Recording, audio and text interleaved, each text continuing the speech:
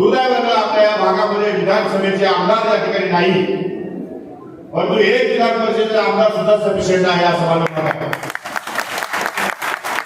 आपल्याला कल्पना नाही, अमोल मिटकरी माझ्या निवडणूक प्रचाराच्या निमित्तानं माझ्या मतदारसंघामध्ये आले होते आणि त्यांच्या जोरदार भाषणामुळे मी केवळ 3,000 मतांनी निवडून आलेलो. तसे मिटकरी माझे गुरु आहेत. आता isakal.com आहे देशातील नंबर 1 ची मराठी न्यूज वेबसाईट. प्रत्येक अपडेटसाठी isakal.com ला नक्की भेट द्या. बोलण्यामध्ये कोणाची हाय काय करत नाही. प्रतिवेदन म्हणतात ती गोष्ट खरी आहे.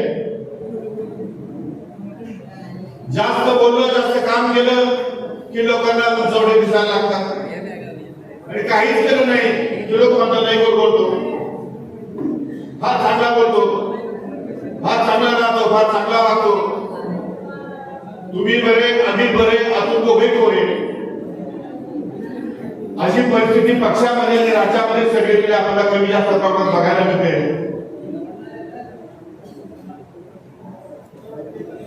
परंतु जेव्हा जेव्हा आपल्या नेत्यावर आक्रमण होईल, तेव्हा खंबीरपणे त्याची बाजू राखणारा नेता म्हणून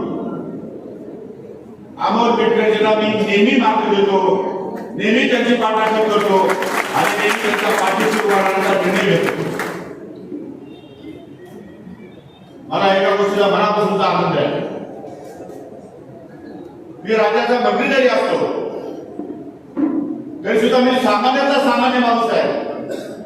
मी काय आकाशातून पडलो नाही किंवा जमिनीतून वर आलो नाही.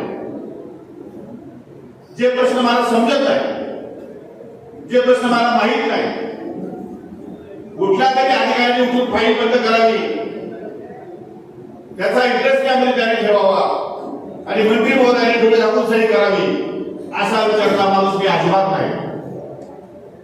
माझ्या सहकारी खालच्या कार्यकर्त्याला, खालच्या माणसाला, खालच्या सामाजिक कार्यकर्त्याला काय वाटतं, त्याचे प्रश्न कसे सुटतील, त्याला न्याय कसा मिळेल, या संदर्भात त्याने केलेल्या सूचना या काय माझ्या मनामध्ये असतात, काय माझ्या डोक्यामध्ये असतात आणि त्यानुसार ती फाईल आहे की नाही हे मी तपासल्याशिवाय त्याच्यावरती सही करत नाही.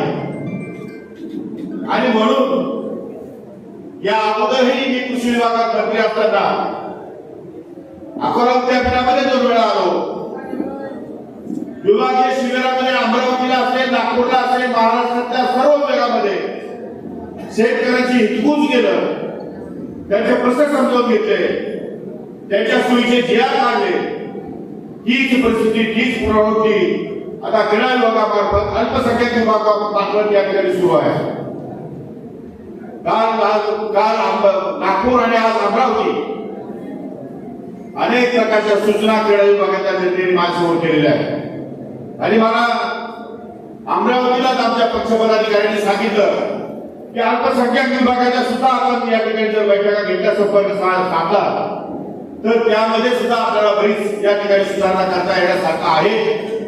लोकांच्या अपेक्षा काय ते कळल्या पाहिजे. आमच्या कार्यकर्त्यांना काय पाहिजे हे महत्वाचं नाही, जनतेला काय पाहिजे, महिलांना काय पाहिजे, सामान्य व्यक्तीला काय पाहिजे, अल्पसंख्याक समाजाला काय पाहिजे, त्यांना जे पाहिजे ते कळलं पाहिजे. आणि मग त्यासाठी वेळ जरी कमी असला तरी मी महानगरीच्या लोकांच्या मध्ये जाऊन सुद्धा या ठिकाणी त्याचा अभ्यास करणार आहे, त्यांच्या मागण्याचा अभ्यास करणार आहे आणि त्यासाठी योजना आखणार आहे, त्यांना पैसे देणार आहे. अमोल मिटकरींनी माझ्याजवळ माहिती केली की 11 कोटी रुपयाची मंजुरी दिलेली आहे. अशी महाराष्ट्रामध्ये 2,500 कोटी रुपये मंजूर झालेले आहेत. आम्हाला माहिती नसेल, प्रशासकीय मान्यता मिळाली आहे आणि 100 कोटीची तरतूद आहे.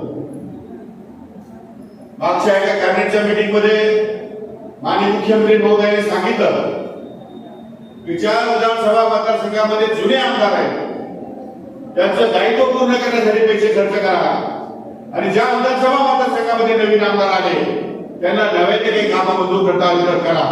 अशा प्रकारचं धोरण त्यांनी या ठिकाणी मांडलेले. पण तरी सुद्धा या जिल्ह्यामध्ये कोणताही राष्ट्रवादी काँग्रेस पक्षाचा निवडून आलेला आमदार नसल्यामुळे मी आपल्याला सांगू इच्छितो तात्काळ 8 दिवसाच्या आतमध्ये या सर्व कामाचं टेंडर काढण्यासाठी पैसे तुम्हाला उपलब्ध करून देऊ. मला तुमच्याकडे एकच मागणी आहे बंधुभाई, ही नगरपालिका तुमची राष्ट्रवादी नगरपालिका असली पाहिजे, ही जिल्हा परिषद राष्ट्रवादी असली पाहिजे. अजितदादांचे हात मजबूत करणारी या ठिकाणी पक्ष वाढीसाठी काम करणारी तरुण मंडळी हवी आहे आणि त्या मंडळीसाठी ज्या ज्या योजना देता येतील त्या सर्व योजना देण्यासाठी मी कटिबद्ध आहे. मी पुन्हा येईल, तुमच्या गावात येईल, सगळ्याला येईल आणि तुम्हाला सांगून ठेवतो मी असा मंत्री नाही तर मंत्र्यासारखा बोललो आणि विसरून गेलो. मी कमिटेड आहे, दादांसारखं कमिटेड पॉलिटिशियन आहे, शब्दाला पक्का आहे. त्यामुळे मी माझे शब्द पाळले, तुम्ही तुमचा शब्द, तुम्ही तुमची भूमिका उद्याच्या निवडणुकीमध्ये मला दिसली पाहिजे. हे जर तुम्ही देणार असाल तर तुम्हाला निधीची कमतरता भासू देणार नाही, हा माझा शब्द आहे तुम्हाला. गुरु सांगायच्या संदर्भामध्ये आपण मागणी दिली समजा तुम्ही. मी शिवसेनेचा पहिला आमदार होतो आणि या सर्व मुस्लिम बांधवांना त्यांच्या सुविधा देण्यासाठी सर्वात पहिला स्थानिक विकासासाठी हा महाराष्ट्रामध्ये मी दिलेला आहे. शिवसेनेला मुस्लिम समाजाला काही जमलं नाही, पण कब्रस्तानाची सगळी कंपाऊंड माझ्या मतदारसंघाची 100% पूर्ण आहे. एकही कंपाऊंड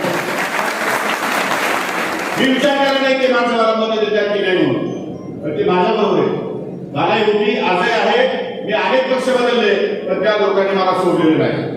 ही माणसं प्रामाणिक आहे, साथ देणारी आहे. तेव्हा यांच्या विश्वासाला खेच या ठिकाणी लागणार नाही, विश्वासाला तडा जाणार नाही, अशा प्रकारचं काम मी तुम्हाला या ठिकाणी करून दाखवू. या जिल्ह्यामध्ये आपण बोर्डाच्या जमिनी असली, आपल्या नगरपालिकेच्या मालकीच्या जमिनी असली, आपल्या कम्युनिटी हॉलमध्ये जागा असली तर त्या ठिकाणी निश्चितपणे महिलांसाठी, मुलींसाठी हॉस्टेल, मुलांसाठी हॉस्टेल, क्रीडा संकुल, तुम्ही ज्या ज्या सुविधा मागाल त्या सर्व सुविधा मी अल्पसंख्याक विभागाच्या वतीने आपल्याला या ठिकाणी देतो.